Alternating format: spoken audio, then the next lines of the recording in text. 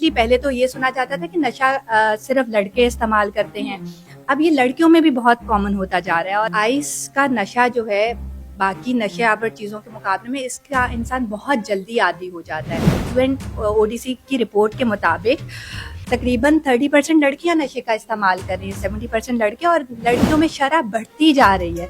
बहुत ज़्यादा मिकदार में उस नशावर चीज़ का इस्तेमाल कर लेते हैं, जिसकी वजह से वो अपने आप को बहुत स्वेयर डैमेज कर सकते हैं। घर भी तोड़ेगा, वो आग भी लगा सकता है, वो चीज़ें भी तोड़ सकता है, वो किसी को मार भी सकता है, खुद को भी नुकसान पहुंचा सकता है। और समटाइम ऐसा भी केसेस देखने में आए कि अगर इलाज अधूरा छोड़ के चला जाए और वो बहुत ज़्यादा मिकदार में उस नशावर चीज़ को कंज्यूम कर ले तो खुदा न ख्वास्ता जान भी जा सकती है।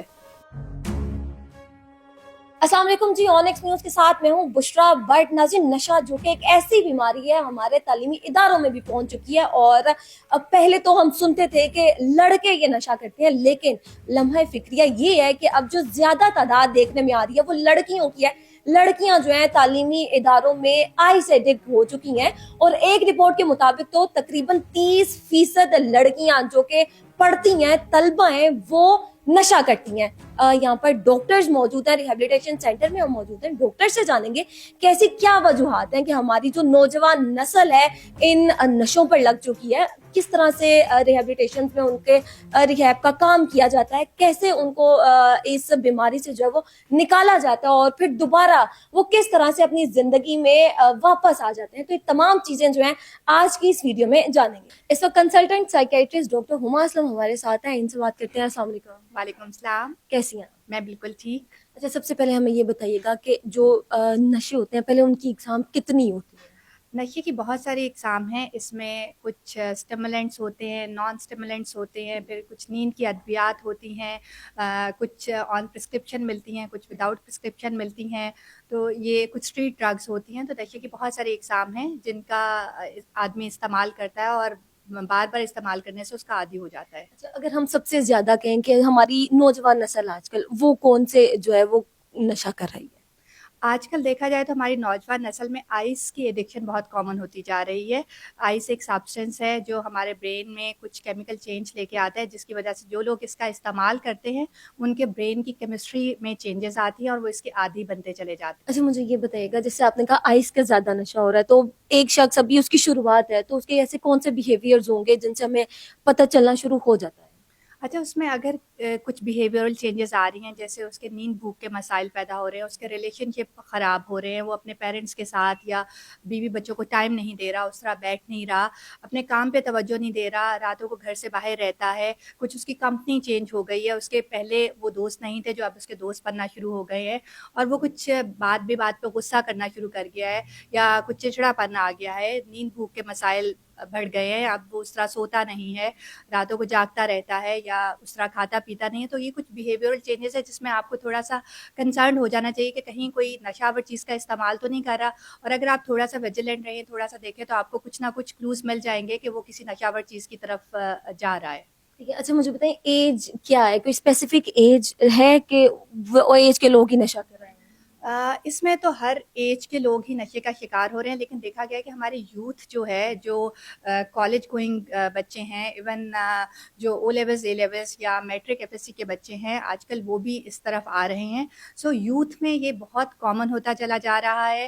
आप 20 से 30 साल की उम्र है जिसमें ये ज़्यादा नशे की तरफ आते हैं, और इसमें एक बहुत बड़ा हाथ पीयर प्रेशर का है। अगर कोई बच्चा खुद नशा कर रहा है तो वो अपने आसपास के लोगों को भी कन्विंस करता है कि तुम इस तरफ आओ। फिर इन लोगों के पास लिमिटेड बजट होता है, इनको घर से जो पैसे मिल रहे होते हैं वो लिमिटेड होते हैं, तो ड्रग डीलर जो होते हैं जो इनको सप्लाई कर रहे होते हैं वो भी इनको कन्विंस करते हैं कि तुम 2-4 लोग और लेके आओगे तो तुम्हें हम कम दे देंगे, कम पैसों में दे देंगे या फ्री दे देंगे, डिस्काउंट मिल जाएगा। उस वजह से वो बाकी लोगों को भी इस तरफ लेके आता है। आपके पास कोई ऐसा केस आया हो कि आपको लग रहा हो कि बड़ा मुश्किल है इसका नशा छोड़ना, यहाँ पर एक तरह से इम्पॉसिबल ही है, तो उसको किस तरह से फिर डील करती है? मुश्किल होता है? देखें नशा एक बीमारी है और कोई भी बीमारी इस तरह नहीं होती कि उसका इलाज मुमकिन नहीं है। जी। सो ऑफ कोर्स कुछ ऐसी स्टेजेस होती हैं जहाँ पे बहुत ज़्यादा फिजिकल और मेंटल डैमेज हो चुका होता है, और वो थोड़ा सा इस तरह है कि देर तक इलाज चलता है। ये नहीं होता कि इलाज नामुमकिन हो जाता है या हम उम्मीद छोड़ बैठे कि इसका इलाज नहीं हो सकता।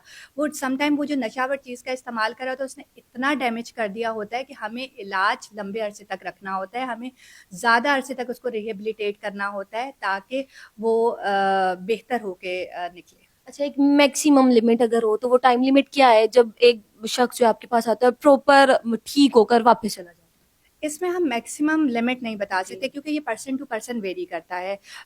हर बंदे के फैक्टर्स डिफरेंट होते हैं, किस नशावर चीज़ का इस्तेमाल कर रहा है।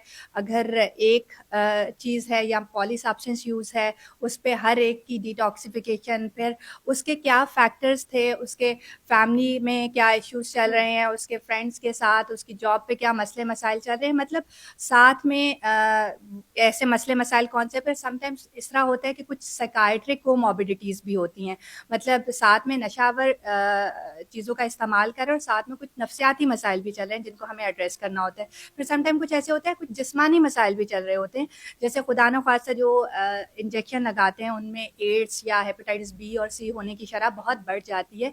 सो हमें ये सारे अवामिल देखते हुए डिसाइड करना होता है कि उसे कितना अरसा हमें इन पेशेंट रखना है और कितना अरसा एज ए आउटडोर पेशेंट उसकी ट्रीटमेंट करनी है और फॉलोअप पे रखना है। तो ये हर पेशेंट का डिफरेंट प्लान होता है, ये कोई एक फिक्स्ड प्लान नहीं है कि हर पेशेंट पे वही अप्रोच अप्लाई की जाए और एक सिंगल प्लान हो जो हम हर एक पेशेंट पे अप्लाई कर देते हो, ऐसा कुछ नहीं है। कभी ऐसा होता है कि आधा इलाज छोड़ के यहाँ से वो चले जाते हैं या उनके घर वाले ही ले जाते हैं उनको?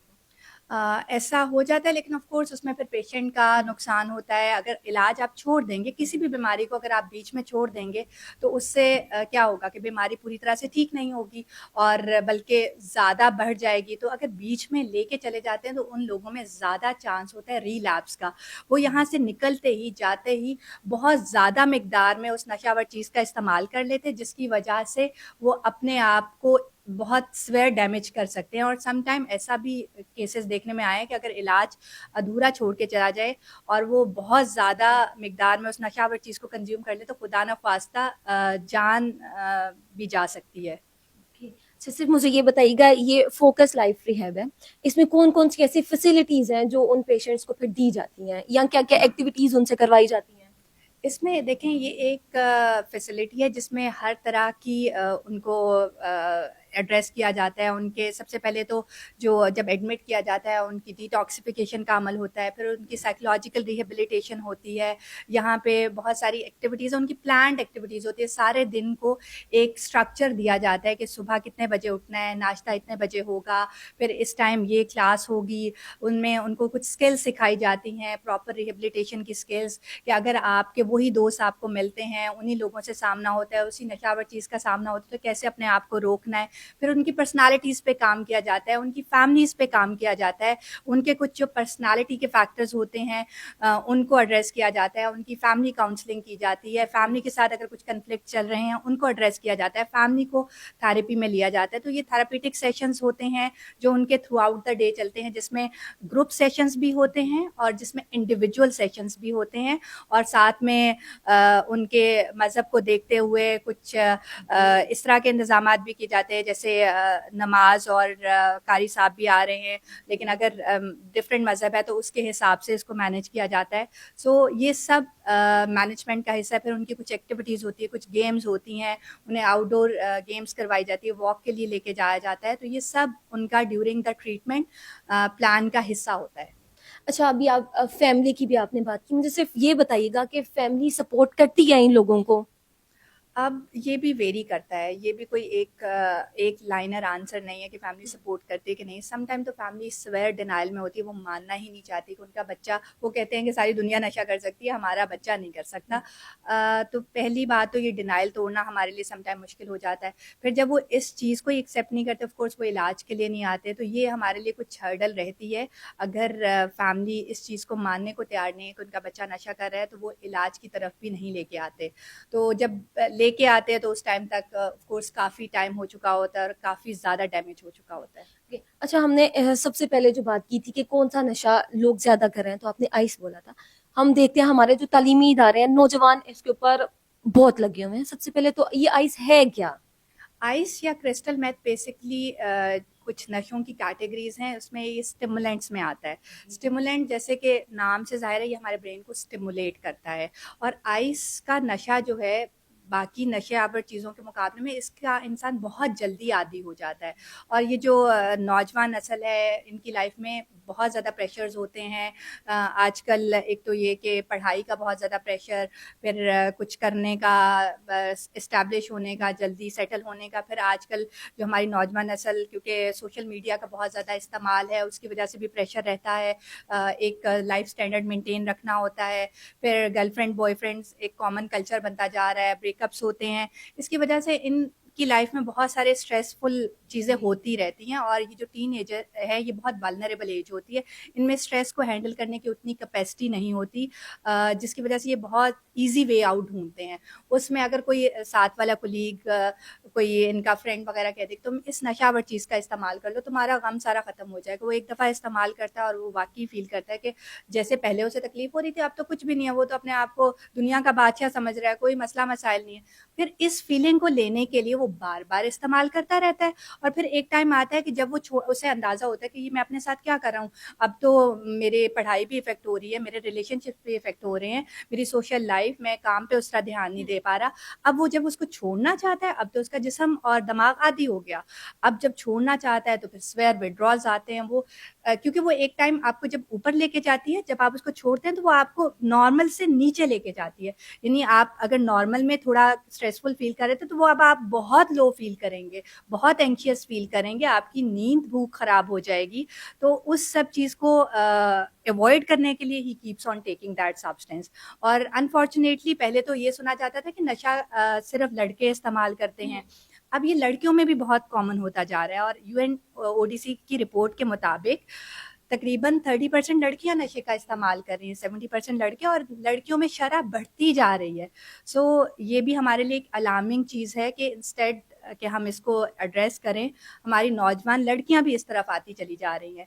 सो इस चीज़ को प्रॉपर एड्रेस करने और इसके बारे में अवेयरनेस क्रिएट करने की ज़रूरत है, क्योंकि वो जो आप एक दफ़ा दो दफ़ा अपना गम गलत करने के लिए लेते हैं, वो आप ज़िंदगी भर का रोग पाल लेते हैं। कि आपके पास ऐसी पेशेंट जो लड़कियां हैं वो भी आती होंगी, आपने कई पेशेंट्स ऐसे देखे होंगे। तो लड़कियों में ज्यादातर जो वजह है, रीजन है ये एडिक्शन की, ड्रग होने की, ये क्या आपके मुताबिक क्या है?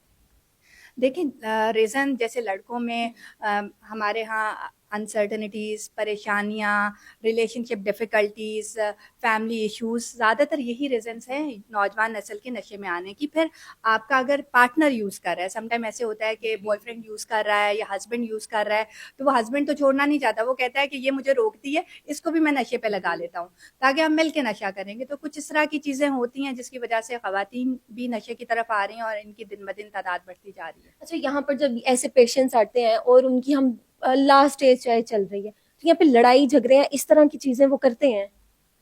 देखिए यहाँ पे क्योंकि हमारा काम ये है ना, हम तो मैनेज कर लेते हैं, क्योंकि हमने उस तरह से उनको मेडिकली कवर देना है कि उनके जो विड्रॉल्स आ रहे हैं, जो जिस्म टूट रहा है, जो बेचैनी पैदा हो रही है, उसको हम मेडिकली एड्रेस कर लेते हैं, जिसकी वजह से यहाँ पे तो वो इश्यूज नहीं आते। हाँ, अगर इस तरह के पेशेंट को आप घर पे रखेंगे और मैनेज करने की कोशिश करेंगे, it would be very difficult. वो घर भी तोड़ेगा, वो आग भी लगा सकता है, वो चीज़ें भी तोड़ सकता है, वो किसी को मार भी सकता है, खुद को भी नुकसान पहुंचा सकता है।